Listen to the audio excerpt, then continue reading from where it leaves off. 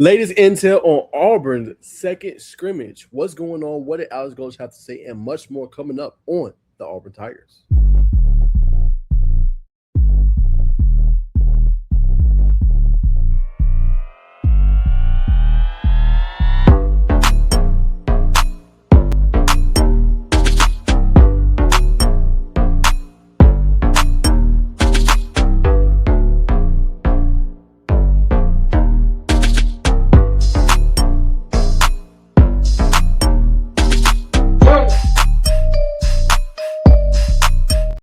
All right, what's going on, everybody, man? Welcome back to another episode, War Eagle Nation. Y'all know what to do, man. Make sure you guys like, comment, subscribe, hype up the video, and make sure you join and become a member today. All right, so War Eagle Nation, got a lot to talk about second scrimmage. I know people are coming out with videos, but we're going to react to some of the good stuff that was said via the Auburn Tigers website, and also some of the bad and things that they have to improve on as well in order to take the next step forward as a program if they want to get to where they want to go. Being underrated going into the season, was not ranked in the AP Top 25. So we're going to talk about some of the things they can do in order to help that. Also talk about some of the good things that are going on in the scrimmage. So first and foremost, via the Auburn website, this is what Coach had to say verbatim in obviously his press conference. Says, we tackled so much better. I was really proud of the way we tackled. There was some violent intent defensively. Offensively, some explosives, some long drives, which was good for both sides to work, especially in the heat. So that part right there tells me there was some violent intent. That tells me this is a defense that is intentional, right? They're trying to bring the force. They're trying to bring the violence. They're trying to bring the big hits all day long. And trying to kind of enforce their will, enforce what they got. We know about Elijah Melendez, right? We know about the defensive line. We know about some of those guys, obviously, on the outside. But now for Auburn, obviously, establishing that. And then for the offense, the explosives, right? You need the big plays. Part of the things they've struggled with is having more of those explosives, right? Now, we know this is a revamped team, revamped group, but they're going to have explosives. We know they're going to run the football. Omar Mapson, Jeremiah Cobb, obviously Bryson Washington, right? We know they're going to run the football, but they got to have explosives as well in the running game if they're going to be able to do it. You know what I'm saying? That is going to be very, very, very important in, obviously, in my humble opinion. Okay, what else did he say? He said you can try to replicate it all you want, but there's nothing like doing it, right? Defensively, he also complimented Dallas Walker for the fourth, which we know is a big-time player. Should have a big-time effect this year for, obviously, the Auburn Tigers. Also, Deshaun Womack and Jarrett Smith. Now, those ones is going to be very important. And Jarrett Smith has been a name that's been buzzing throughout Auburn camp, throughout the fall, obviously scrimmages and different things like that. He's expected to have a major effect this upcoming year for Auburn. And I think the trio of him and Dallas Walker and Deshaun Womack should make a big-time difference moving forward, and a big-time senior year coming up for Dallas Walker on the interior, right? And then we know how good, obviously, Eric Winters is, right? Last year, played as a true freshman, was one of the highest graded ones outside of pretty much Bryce Fitzgerald, you know what I'm saying, and company like that. Eric Winters was right in that conversation. So we know he should have a big-time year. We know about Caleb Harris already. And then, obviously, Anquan Fegans, right? He was big-time coming out of high school, four-star prospect, right? He also returned to practice after missing a little bit of time, right? And then in terms of offensively, I talked about, obviously, Byron Brown. He's being very productive. Keyshawn Singleton and Chaz Nimrod as some guys. Here's some things he had to say. I'm very proud of how much his team has come together. Some of it was forced early, but these guys genuinely care and respect each other. They care about each other, and I have to try to create as crazy of adverse situations from them to fight through, and they just keep coming together. I'm incredibly proud of them. What I'm not super happy with, okay, we'll talk about that in another one. I won't talk about that just yet.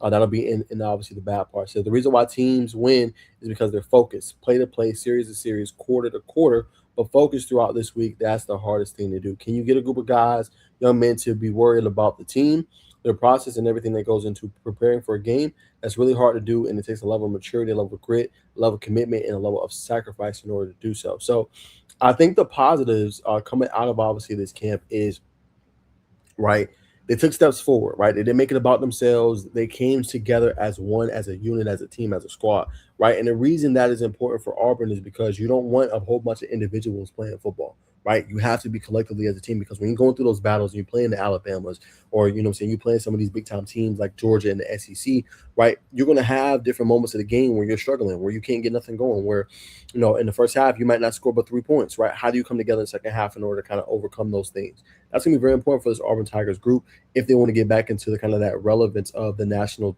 conversation, the national spotlight, and things like that, right? And I think his big thing coming out of the first scrimmage was they got to humble themselves a little bit, right? And I think you're seeing that a little bit, the violent intent by the defense, offense putting together, longer drives, explosives. But as a unit, they have to be better as a team, moving forward in terms of, obviously doing those things. But the key thing he also said that I'll break down is the tackling.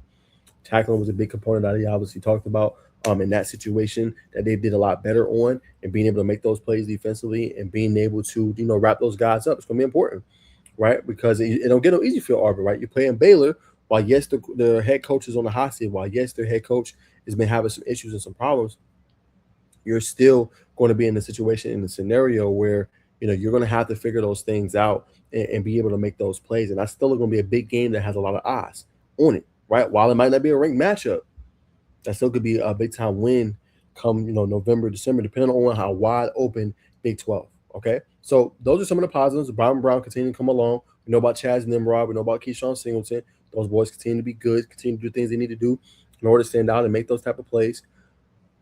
That's good, right? The key thing I want to know is how good has the offensive line been? That one's been a little bit more quiet. I haven't seen all the press clippings and things like that. I don't have a whole bunch of sources at Auburn, but how good has the offensive line been is one of my bigger questions for the Tigers. Is it taking a step forward? Are they performing at a higher level? Are they doing the things they need to do? You know what I'm saying? Because a team that's going to win a football, you have to be physically stout in the trenches, right? If you're not physically stout in the trenches and you're struggling, you're not creating a push, and you're not getting to the second level of defense, and you're not pass protecting, that can make it long, right? Because the defense can tee off on you. They can make those plays. They can speed up Byron Brown. They can blitz and pressure him all day long.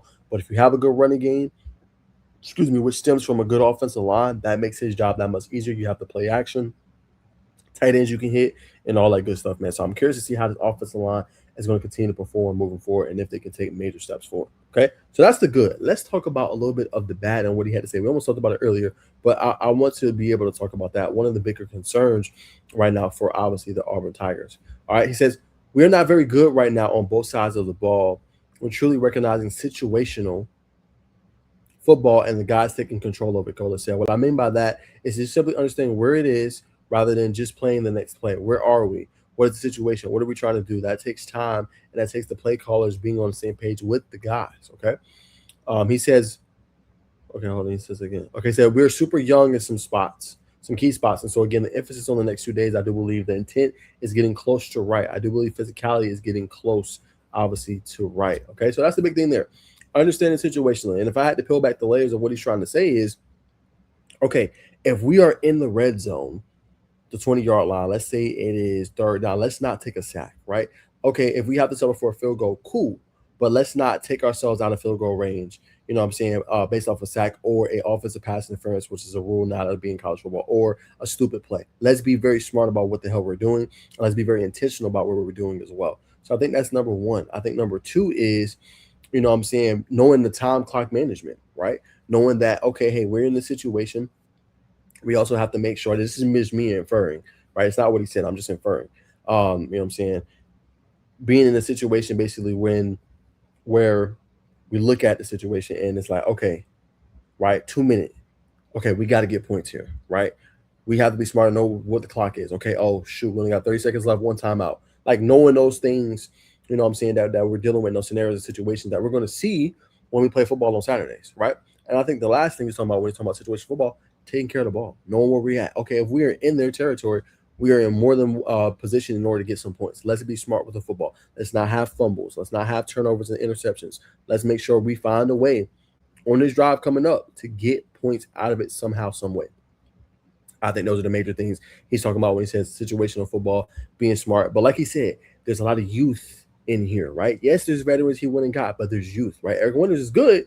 He's still young. Anquan Figurs is good. Still young, right? Elijah Melendez is good. Young, right? These guys got to, not am I saying they got to mature, but they got to be better in those spots going forward. So I think you're going to see some of the nicks and the crannies. I think you're going to see some of the mess ups and different things and issues that they're going to have.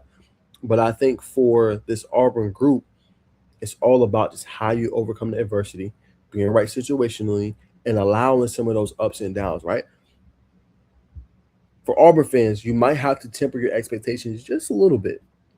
And when I say that, like, don't expect this to be a 10, 11 win team, right? But be okay if first year guys goes, you go 8-4, you go 9-3. That's a good season, right?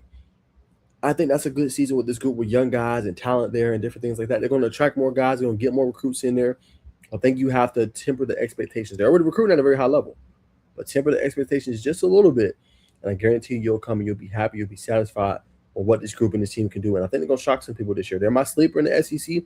Them in Florida, despite the tumultuous schedules, I think they can make some noise in the SEC this year. And some of those teams that you think are good want to take some steps back, man. So that's the latest. That's what he said they must improve on. And obviously, that's all the good stuff they have going for themselves. That's my honest thoughts. That's my opinion. But I appreciate you guys as always for tuning in to the Auburn Show, man. Appreciate you guys so much. Appreciate you guys like, comment, subscribe, hype up the video. And I will see you guys in the next one. And remember, as always, peace and blessings.